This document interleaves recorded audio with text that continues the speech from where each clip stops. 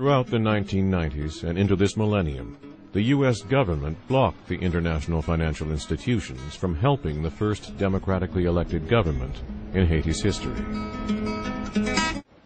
With few financial resources to maintain control of an impoverished nation, President Aristide frequently spoke out against the embargo. Débloquer pays pour malheureux aller souffre en bas grand goua, débloquer pays pour qu'il y ait moins chômage, plus travail, débloquer pays pour qu'il y ait élection et non coup d'état, débloquer pays And the embargo was the beginning, really, of the end of democratic rule in Haiti, because it was designed by the United States, along with support from Canada and France, to destabilize the government. What you saw as the Bush administration came in was a tightening noose around Haiti, which really, that is to say, almost total embargo and virtually no, not only any assistance going in, but really a fairly sharp embargo that prevented the kind of support coming in that would have assisted Haiti to get back on its feet. Do you think that the U.S. embargo might be responsible for the collapse of Aristide's regime? Well, it's ridiculous. What's called an embargo, by the way, began in the year 2000. And that was a decision on the part of the Clinton administration to link the dispersal of international financial assistance to Haiti on the reaching of a political settlement that would be a viable, democratic solution to Haiti's problems. However, in April of 2001, the U.S. representative to the IDB wrote a letter to the bank's president. The letter acknowledges that the bank approved 6 loans to Haiti, but concludes, "We do not believe that these loans should be treated in a routine manner, and strongly urge you to not authorize disbursement."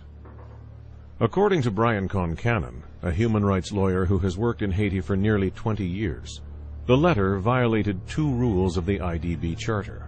First, it was a violation of the bank's internal rules, because once a loan was all set and ratified, there was no process for stopping it in mid-flight. The second thing is the IDB charter holds that it should not be used for political purposes, and this was clearly a political use, and so they basically just came in and bullied the IDB to stop those loans. But despite the IDB's unprecedented reversal, the Haitian government was asked to service the debt on the $500 million they never received. They prevent Haiti to get that money, and they oblige us to pay $5 million as interest for the money, which they still kept at that time.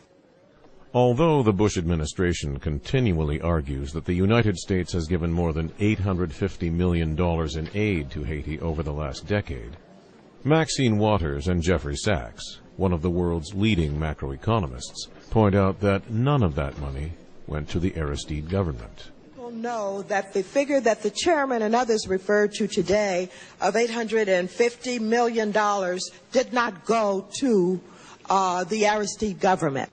How many people understand that there's a difference between bilateral aid that goes directly to the government and the funding of non-government organizations? How many people understand that?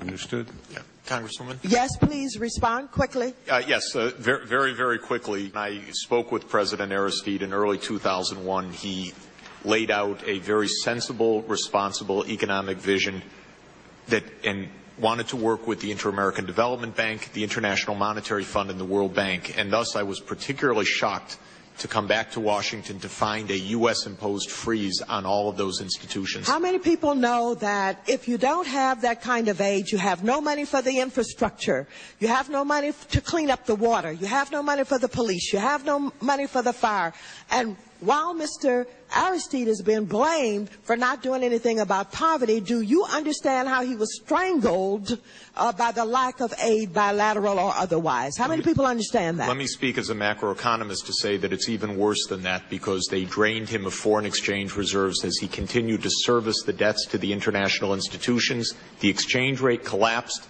the inflation rose, and the economy collapsed. And that was the deliberate result of the strangulation of aid.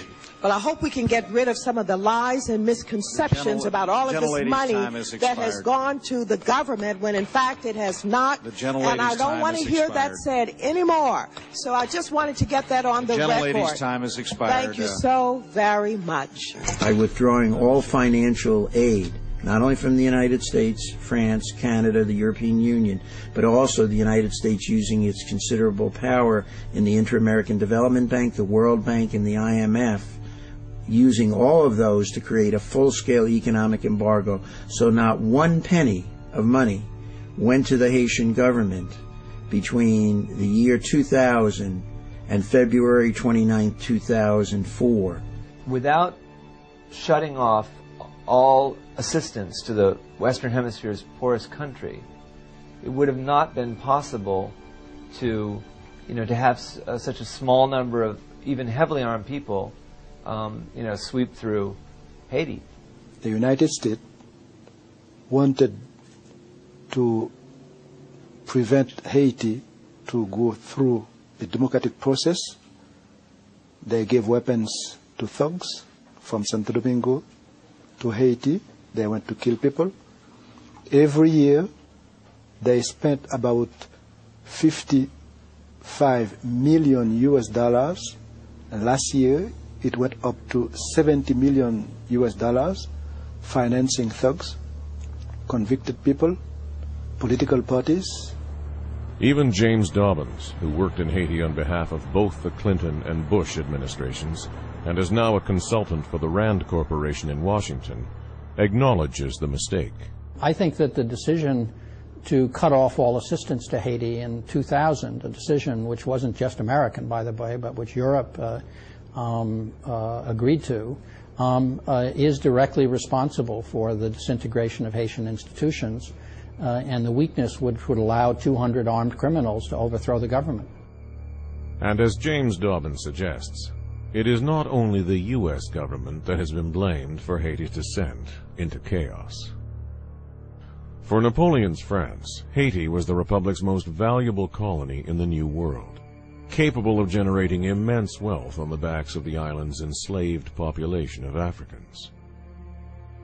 By the summer of 1800, however, a freed slave named Toussaint Louverture had taken advantage of the constant skirmishes between the Spanish and French to form a formidable army of his own. In January of 1801, Toussaint expelled the European powers from Haiti, freed the slaves, created a constitution, and became governor of the island. Napoleon, however, would not be denied, and behind an invasion the following year forced Toussaint to lay down his arms and retire. A few weeks later, Haiti's first liberator was accused of plotting an uprising, kidnapped and sent to France, where he died in a prison in April of 1803. The French refused to formally recognize Haiti as an independent nation, and the island's inhabitants lived in constant fear of their former colonizer. In 1825, the French sent 14 warships into the harbor of Port-au-Prince, and under the threat of reoccupation and restitution of slavery, coerced Haitian President Jean-Pierre Boyer to pay France 90 million gold francs in exchange for diplomatic recognition.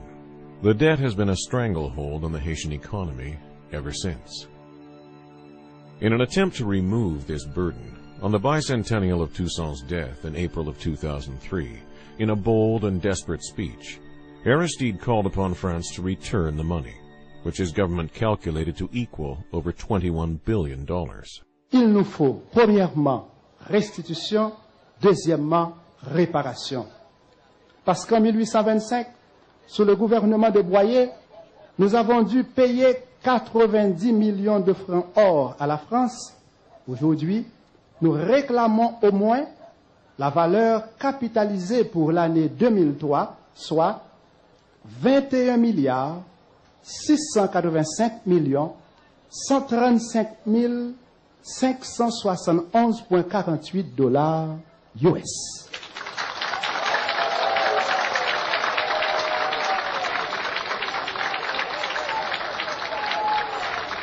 C'est vrai que For President Aristide, however, Historical injustices cannot be so easily forgotten. I ask respectfully to France, on behalf of the Haitian government and the Haitian people, to be paid, because this money belongs to the people of Haiti. To press the issue with France, the Aristide government ran commercials like this one on Haitian national television, connecting an historical injustice with Haiti's current economic crisis.